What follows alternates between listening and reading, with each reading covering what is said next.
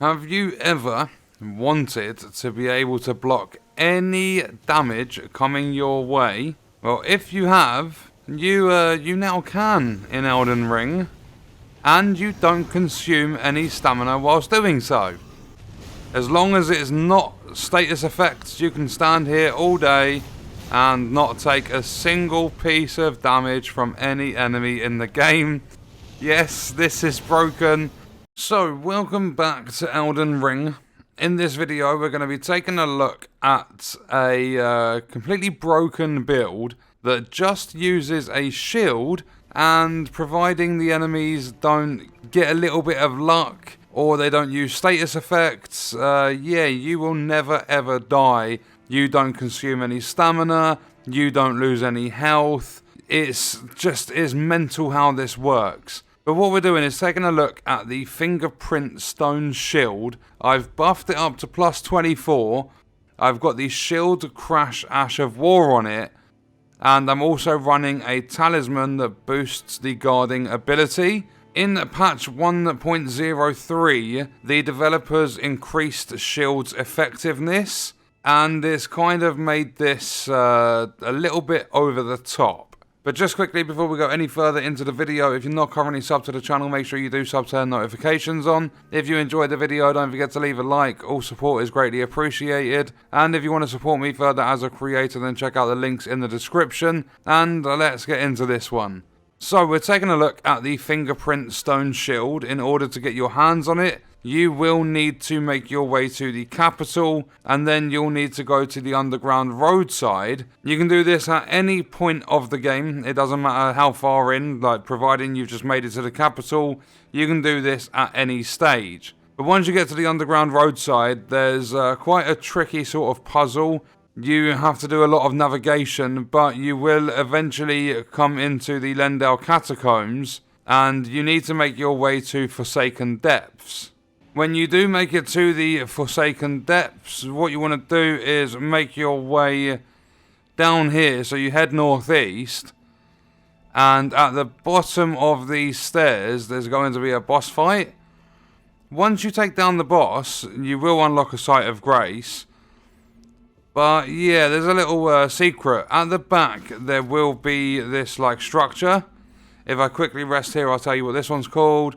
This is Cathedral of the Forsaken.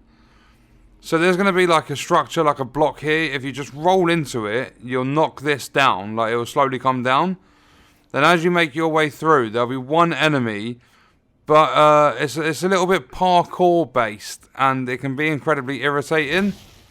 So if I just quickly kill the one guy that does stand there, basically, you have to make your way down, standing on all of these, like, they're not coffins, they're like headstone sort of things that are down here. You need to make your way down to a certain point. I recommend watching a full-on guide, but you will get yourself the fingerprint shield. Then what you need to do with the fingerprint shield is you need to get the Ash of War for it and obviously level it up. But leveling up is smithing stones. To get the Ash of War for it, you need to come over to the Erd Tree Gazing Hill, because you're going to go up into Lux Ruins. And when you get up there, there's a scarab you need to one tap so it doesn't disappear. When you take that down, you get yourself the Ash of War. The talisman you need for this as well isn't too far away. So I'll show you how to get up into the ruins and show you exactly where the Ash of War will be located. So if you jump on your mount from here, you're going to follow this all the way along. And you're going to get to this stage where there's a massive gap. So if you jump up here, and then you jump across once, and then double jump over, then what you can do is follow this south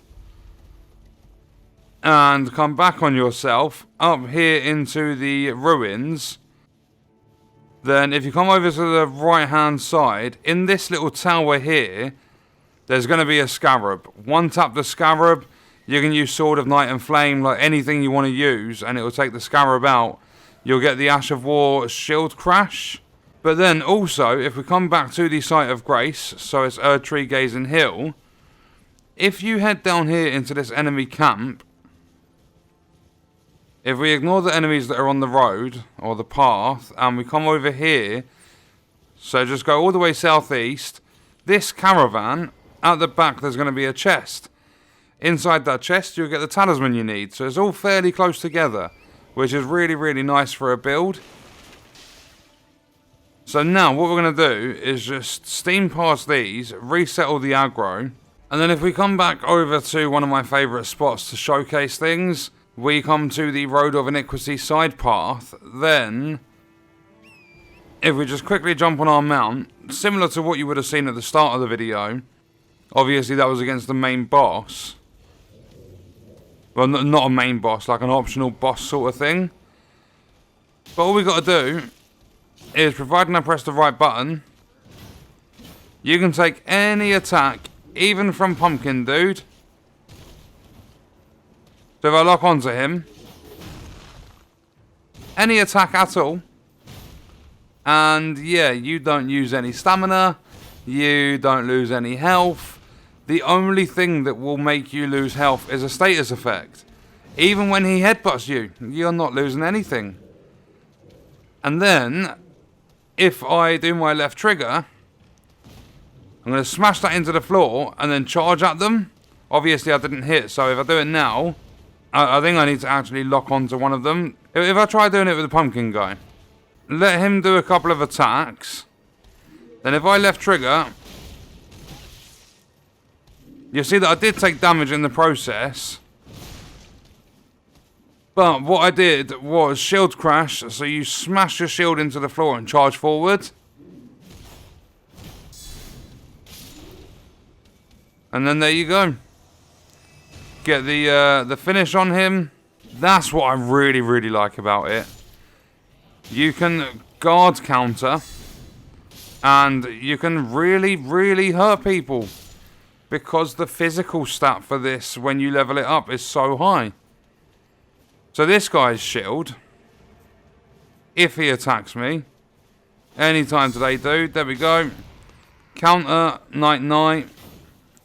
I don't even need to counter with you.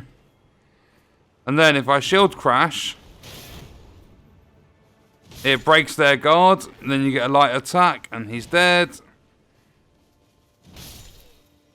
And another one is dead, and then I'm even going to do a jumping attack on your face.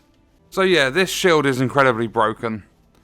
You don't consume any stamina whatsoever, and that's all because we are running the talisman. There we go. I just shoved this slab into that guy's nut. So, looking at the shield again, it's a great shield, and its physical is 332. Then, because of my strength stat, it's got a bonus 219. The guard boost is 89. And the guard boost is basically like how much stamina you're going to consume when you do block. So that's already a small amount. But then if you pair it with the Great Shield Talisman, which boosts your guarding ability, it puts it up to 100. It is like a 10 to 15 boost on it. So therefore, we can just constantly guard and they never deal any damage. Not only that, but you take small amounts of damage from different status effects. But as well as the guard boost being 100, shield crash being on it, it's scaling at a C grade with strength, it also causes madness. And it has a build up of 70. The biggest sort of downfall is it does require 48 strength. And yeah, just like that, you can even take down the big guys. They do stamp on you because you're constantly attacking them. So there is a little bit of strategy to it as well. You need to find the right times to attack and not get your head stomped on. But yeah, against their attacks, it is guaranteed to defend you 100%. And there you go. So that was a look at the fingerprint shield. I do recommend two-handing it. But you can also, providing you can keep it at a medium load because it does weigh 29. If you can keep it medium load, then you can also wield a weapon at the same time. So yeah, you'll be dealing a lot of weapon damage, but you'll also be able to have incredibly powerful blocks. But what we're going to do is leave the video there. Let me know your thoughts and stuff in the comments, and I'll see you in the next one. I hope you guys enjoyed it.